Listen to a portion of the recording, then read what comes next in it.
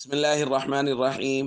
عن ابن عباس رضي الله تعالى عنهما قال قال رسول الله صلى الله تعالى عليه وسلم: من لزم الاستغفار جعل الله له من كل ضيق مخرجا ومن كل هم فرجا ورزقه من حيث لا يحتسب. رواہ ابو داود۔ نبی کریم صلی اللہ علیہ وسلم نے ارشاد فرمایا، جو شخص استغفار کو لازم پکڑ لیتا ہے، اللہ رب العزت اس کے لیے ہر تنگی سے نکلنے کا راستہ پیدا فرما دیتے ہیں، اور ہر رنج اور تکلیف سے اس کے لیے خلاصی کا راستہ پیدا فرما دیتے ہیں، اور اس کو ایسی جگہ سے رزق دیتے ہیں کہ اس کا گمان بھی نہیں ہوتا۔ دوستو، رمضان المبارک کا درمیان والا عشرہ مغفرت چل رہا ہے، اور استغفار کے بے شمار فضائل نبی پاک صلی اللہ علیہ وسلم نے بیان فرمائے۔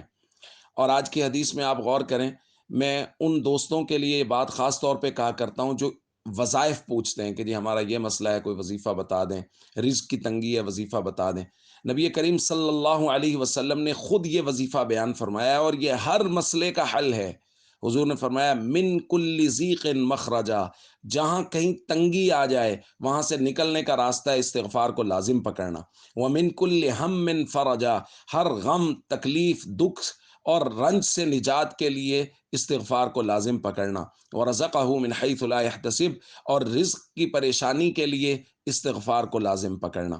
تو یہ ہے وظیفہ جو نبی پاک صلی اللہ علیہ وسلم نے بیان فرمایا ہے، لیکن یہاں یہی بات لازم ضروری ہے کہ استغفار کو لازم پکڑنا، یعنی استغفار کثرت سے کرنا۔ صرف ایک مرتبہ استغفار کر لیا یا ایک تسبیح استغفار کر لیا ایسا نہیں، لازم پکڑنا، مسلسل استغفار کرنا، یہ ضروری ہے۔